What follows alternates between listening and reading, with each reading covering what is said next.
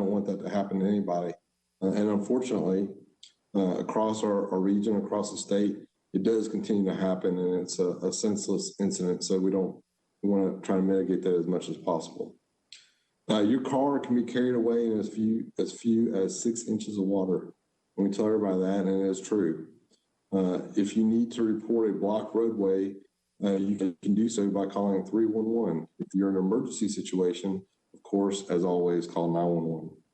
The Emergency Operations Center is staffed by members of the Charlotte-Mecklenburg Emergency Management, Charlotte Fire Department, Charlotte-Mecklenburg Police Department, Charlotte-Mecklenburg Stormwater Services, CATS, our transportation folks, our CDOT, Charlotte DOT, and other partners, including Atrium and Novant. They're all here, GIS, lots of folks are here, and we do that so that we increase our ability to communicate, share resources, have situational understanding, and mitigate gaps that exist during times when we enter into emergencies or potential emergencies. We are closely monitored from the Riverside Drive area and are expecting flooding in that area. As you recall, in 2019, we had a serious flood situation down there, and we're working closely with the National Weather Service as well as Duke Energy, one, to maintain situational awareness, two, to make sure that we're letting everybody know down there what's going on, and then three, if we have to take kinetic type activities where we're actually involved, boots on the ground, that we're able to do that quickly. We urge residents to remain alert.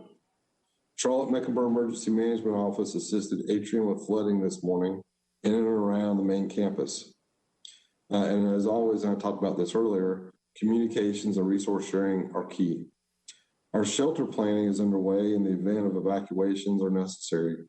And we have a robust group of folks, including the American Red Cross, here in the Emergency Operations Center and our emergency management coordinators working on that plan. At this time, I'll turn it back over to Hannah Sanborn, our Planning and Public Affairs Coordinator. Hannah?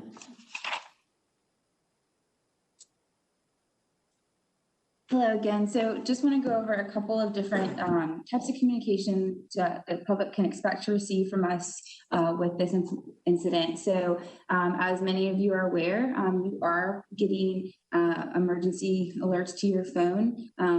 Those are wireless emergency alerts that are actually coming from the National Weather Service. So those will be pushing any flash flood emergency warnings to your cell phones directly. That does not come from us, it comes from the National Weather Service, but it's very important to stay tuned to that information. The latest push was that our flash flood warning here is in effect until 3 p.m. Then in addition to that, our office will be pushing information through the CHARMEC Alerts system. So if you are not registered for CHARMEC Alerts, it is an opt-in system, and you can register at www.charmecalerts.org to receive emergency communication via text message, phone calls, and emails. So we will continue to use that system to notify the public. And if there is an imminent threat, we will also be able to use wireless emergency alerts, as the National Weather Service does as well, if necessary. And so we just really urge residents to stay alert, stay aware.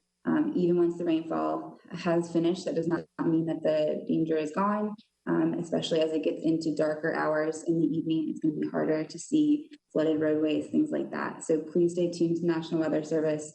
Stay tuned to our social media feeds as well. We'll be sharing information there.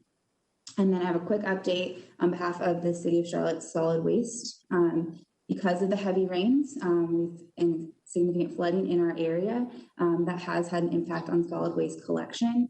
And they ask that you understand there may be some delays in collection of garbage, recycling, yard waste, and bulky items. Please place materials at the curb and leave it until collected. And if you have any questions, they can be directed to curbit@charlottenc.gov. That's CURBIT@charlottenc.gov. At this time, I'll pass this off to Chief Johnson to talk about Charlotte Fire Department operations.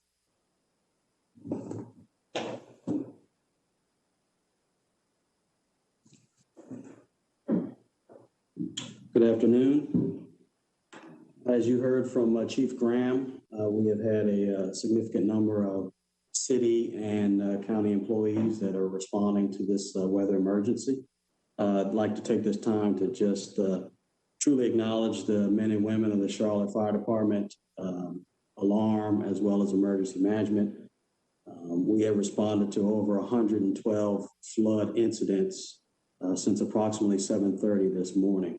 That's in addition to our normal call volume that we would see during that time. As of 11 a.m. this morning, we've coordinated with CDOT and CMPD and had 63 roads closed.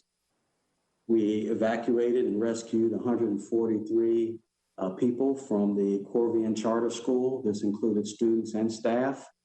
We were assisted by CATS, so we appreciate that partnership. We have responded to a number of vehicles trapped in floodwaters and rescued approximately 12 from those stranded vehicles. Again, turn around, don't drown. We encourage people not to drive through flooded roadways. We've also evacuated 8 persons from the vicinity of Spruce Street and West Boulevard, 2 more people from the 10,000 block of John Price Road, and 13 were rescued from the 9600 block of McDaniel Lane. Chief Graham also mentioned Riverside Drive. We have firefighters going door to door there and assisting with notifications, and we'll stand by if necessary to provide services there. So that is the Charlotte Fire Department update. I will now turn it over to Chief Estes for any CMPD operations updates.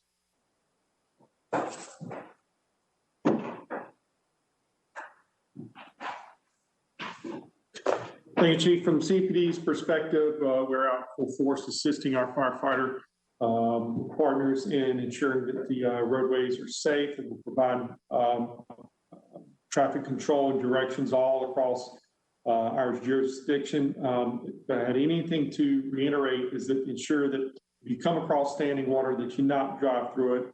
And if you know anyone that's shut in or person who may need some help or assistance, make sure that you just check out how they're doing and reach out to them. And if there's any assistance you can offer them, we encourage them to do so. Also, we want to make sure that you people who are out and about who may be directed to an area or away from an area by a firefighter or police officer, make sure they adhere to that to keep safety first.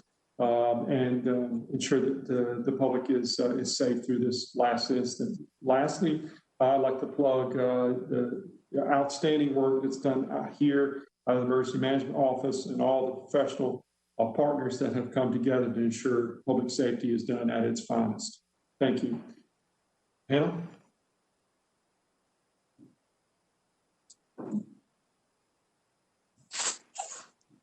At this time, we will turn it over to Stormwater Services for any updates. So Tim Chapman from Stormwater Services.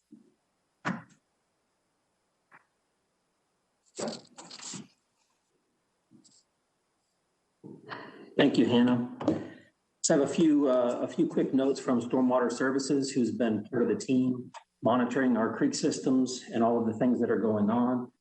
We've received between 3.5 and 4.5 inches of rain countywide in this event. The creeks everywhere either have gotten out of their banks or are currently out of their banks, which is expected.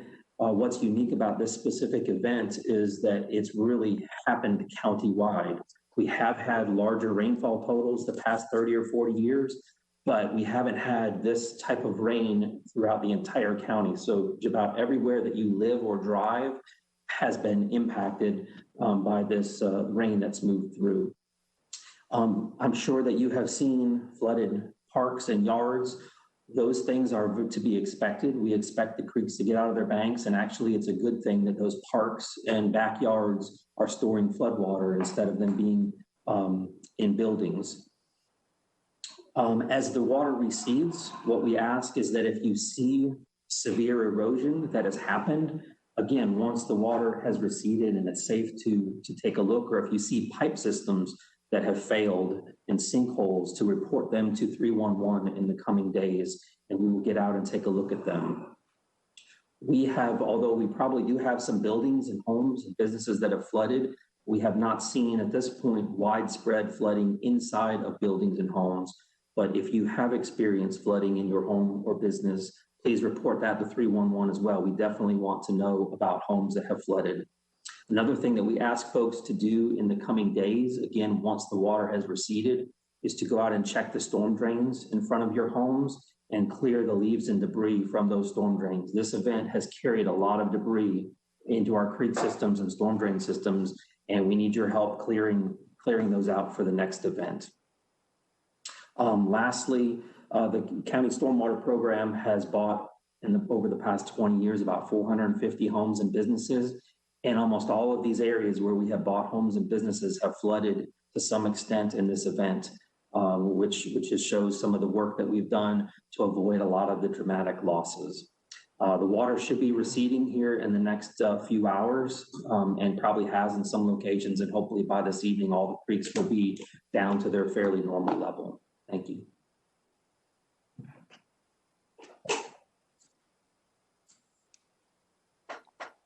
All right, thank you to everyone. Corey, at this time, we'll be ready for any questions. Okay, super. We got a couple reporters on the line. What we'll ask you to do, if you know who specifically your question is for, go ahead and state that at the beginning so the person can get seated in the chair. And our first question will go to Allison Kuznets.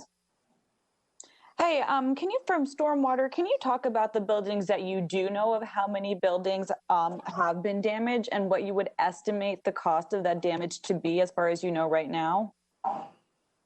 Yeah, thank you for that question. It's a little too early to tell. I don't think that it's very many at all. We have not gotten any confirmed buildings that have flooded, but my staff and our stormwater crews are going to continue to monitor that going forward. Brett Jensen. This is for Chief Graham. Chief, I remember last year having to cover that situation down at Riverside Drive, and because a lot of the water was coming from Catawba County. Do you guys have an ETA on when you expect that to peak down there? Hey, good afternoon, Brett. So we're working with Duke Energy closely, and one of the things we look at are how many gates they have open upstream, but we also use the Duke Energy Lakeview. Specifically, it measures, it's a little complicated because they'll say, they're at 103 feet, but it's not really feet, and it's not purely percentage either. So we look all the way up to Lake Hickory and get an understanding of where those lakes are as they move down through the Catawba chain. Now, one of the things that's also important is the condition of Lake Wiley and how much water it can hold. So we have my staff, we're communicating with Duke Energy, I would say probably every 20 minutes to get information that they have, because they have their own hydrologists, and then they also have their own meteorologists. The National Weather Service, I agree with Spartanburg, is similar. They have their own hydrologists and meteorologists. So we get all that information together to give us a good view. We have estimations. It's not an exact science. We have estimations. If this happens, and we can expect this other thing to happen. But we do have a command post set up down there through the fire department, emergency management, along with operations personnel that are working closely. One thing about Riverside Drive is that the folks down there know who we are. We spent 5 weeks there following the flooding in 2019. And so we work very closely with that area. They also got an additional alert this morning, which was the IPAWS alert, which is the non-opt-in portion of it. So they got information that was pushed directly to all cell phones that were on. Our next question will go to Emma Way. Hey, thank you. This is a question for fire. Among the rescues today, was anyone injured or needed to receive medical attention? Thank you for that question. Do not believe that anyone was injured or anyone was actually transported from those locations where people were rescued or evacuated. Brett Jensen. Let me ask the fire chief there a question. In terms of those people that were rescued from the charter school, how close were they to being in imminent danger? I mean, was it something that had to happen immediately, or would they have been okay for a while? I think when, and I have not had a chance to talk to the incident commander, I believe the decision to evacuate the school was proper. As water continues to rise, you just don't know what the rate of rise will be. And I think that was the most prudent decision, was to remove the staff and the students at that point in time. I believe you do have some video from that area, or at least some photos from that area, to show you exactly how significant the flooding was. And when you have an opportunity to safely evacuate, that is the time to do it, and not necessarily waiting for boats and other forms of evacuation that can be a little bit more treacherous. Allison? Could you talk a little bit more about any closures on I-85? What is the status of Little Rock Road? Has that reopened? I am not aware of that at this point in time. We can get that information to you. Emma? Hey, this is probably a question for CMPD, but possibly fire. I know a lot of officers were helping to block traffic. So I was just wondering of the staff capacity, how many staff remain, and can you update us on that? Thank you. As you know, as a matter of practice, we don't release staffing levels, but I can tell you where we are adequately staffed. That's something that we watch very carefully. We do have, during events like this, some surge capacity from folks that we have working off the street doing different assignments that we're able to push and surge towards events like this. We plan for that strategically. So we're able to do that today. And then once we see that when we bring another shift on, if we need to hold one shift over for the overlap for a specific division or area or for the whole jurisdiction, we do so. So right now, we feel good about our staffing, and we continue to monitor the situation as it unfolds. Brett? Stormwater. I'm just curious, of all the homes that you're talking about that you guys have bought over the last several years, of around 400, are there more that you're looking into buying because of flooding, maybe again, like some of those on Riverside Drive? Yes, we are. So our stormwater utility has an ongoing effort at removing buildings voluntarily from the floodplain. And we continue to actually have hundreds of buildings at risk of flooding. And so that is something we work on actually every single year as we go along, and we'll continue to evaluate and do. And some of the results, when we actually dig down after this event and the water recedes, we will see probably some other homes that flooded and look at working with those property owners. So it's important that they call 311 and let us know, in addition to the investigative work that our staff are doing. Allison? Oh, I'm set. I think I up. Emma? A question for stormwater. I think first, would you mind repeating your name and spelling it for me? Also, does construction play a role in Charlotte in the flooding, potentially like the increase in construction recently? Yeah, my name is Tim Troutman, Trautman, and I'm a program manager with Stormwater Services. And we also help and manage and monitor the creek levels throughout the system. So we're here as part of the EOC team. Certainly development and other changes in Charlotte affect the amount of runoff. A lot of the new construction, if not all the new construction, is required to have detention features that should be all chocked full of water currently. If you drive around and see new construction, they should have detention ponds that are probably very full right now and will continue to let water out at a slower rate. Some of the systems are underground. So I don't want to say that new construction has no impact on development, but there are development procedures in place to help control that increased runoff. Brett Jensen? Chief, I wasn't earlier trying to imply that you going to rescue them wasn't the proper thing to do. I was just curious if they were actually in danger at the time when you got there. But I am curious, has that school flooded before, anywhere close to that degree? Has anything like that happened there before? We have several locations that are known to flood in the city. I'm not sure that that is one of those locations. I'd have to go back and do a little search as to find out if that is a normal location or one that we would see on a more routine basis. Okay, well, we are out of questions. We appreciate everyone over at Emergency Management for participating in today's briefing, along with our reporters. We hope you all stay safe and have a good rest of your day. Thank you, everybody.